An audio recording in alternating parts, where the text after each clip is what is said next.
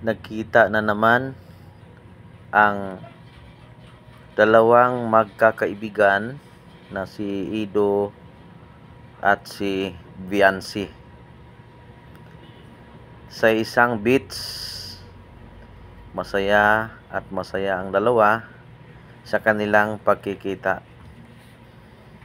Mahigit halos isang buwan na silang hindi nagkita.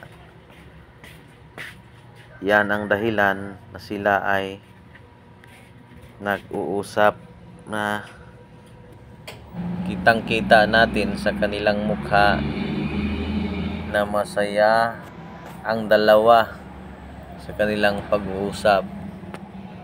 Dahil hindi pa man nila inamin na sila ay magnobya na, pero close na close silang dalawa at nakakilig tingnan.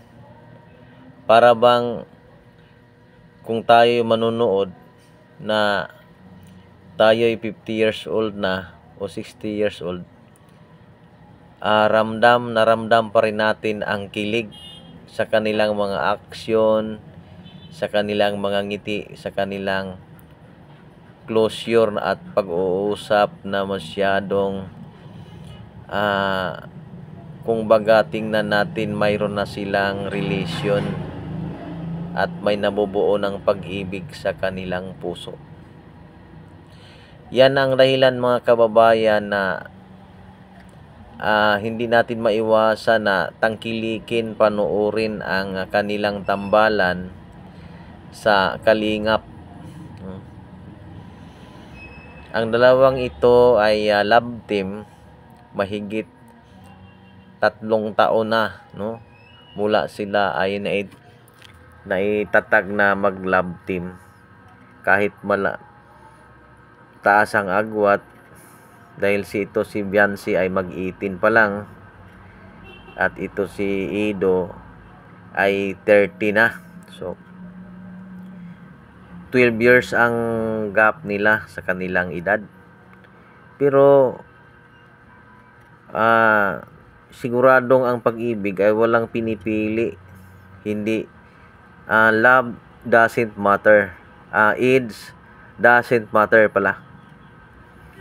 So makikita naman natin kahit ang edad ay magkaagwat, malaki ang agwat, kung titibok talaga ang puso, talagang titibok talaga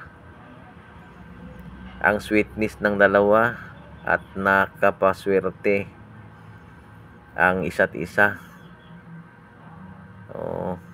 Kung tingnan natin, parang sobrang kilig ang ating madarama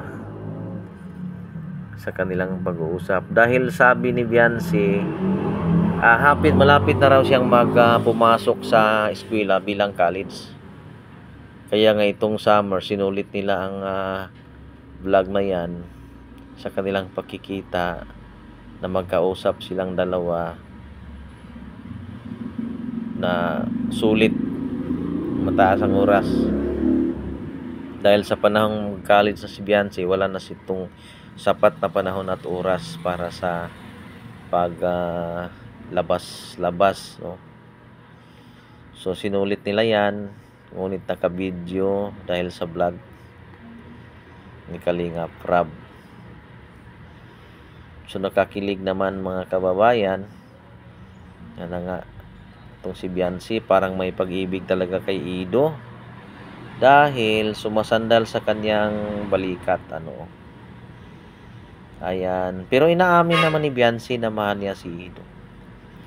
At noong nagkausap sila, sabi ni Viancy, sabi ni Ido, magka-college ka na, 4 na taon ang paghihintay ni Ido. So bago matapos si Ido, mag 34 years na si Ido.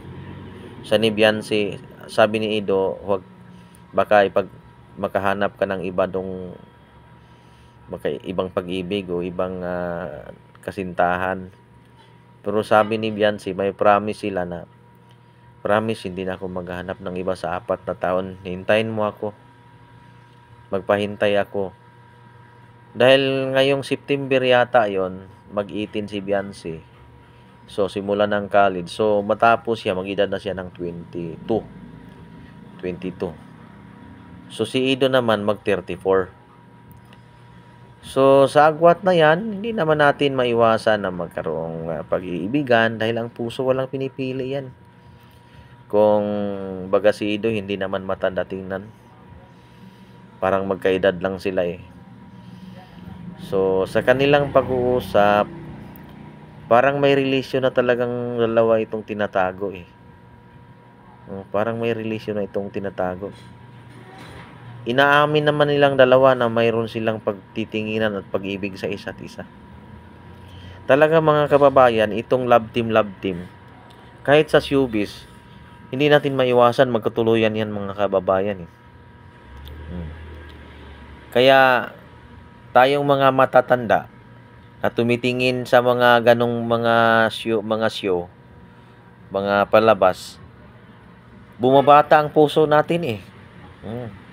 Kahit 50 years old na tayo, 60 years old tayo, pag tumingin tayo, makaramdam din tayo ng kilig at parang bumabata ang puso natin. Baga ito ay ano sa puso natin eh. Parang ito ay gamot sa puso natin. Tayo hindi tumanda, makawala ng problema, makawala ng stress dahil sa ating panonood sa mga ganitong palabas. Paminsan-minsan naman mga kababayan, mas magandang tayo tumingin ng mga ganito. Huwag tayo bumabata rin. Kasi kung tayong matanda, tumingin tayo ng mga palabas na matanda, mas lalo tayong tumanda. Wala tayong kilig sa ating puso. Kasi pag makatingin tayo nito, mayroon tayong kilig na tumingin sa kanila, panood sa kanila at tumatawa tayo. So ibig sabihin ay kasi itong palagi tayong malungkot, magkaroon tayo ng sakit eh. Kung makapanood tayo ng mga ganitong palabas, mawala ang problema natin. So mawala ang stress. So ibig sabihin sa ilang taong kahit 5 taon nang lumipas mula tayong palagi tayong manood ng ganito, hindi tayo tumanda. So tayo bumabata rin ang ating mukha, ang ating katawan hindi tumanda. Dahil yan sa ating palaging ginagawa na parang hindi tayo affected sa mga problema sa mundo, no? Kahit wala tayong pagkain, kahit kulang tayo sa pagkain, hindi tayo affected. So, ganyan na mga kaibigan. So, maraming salamat po sa inyong panonood.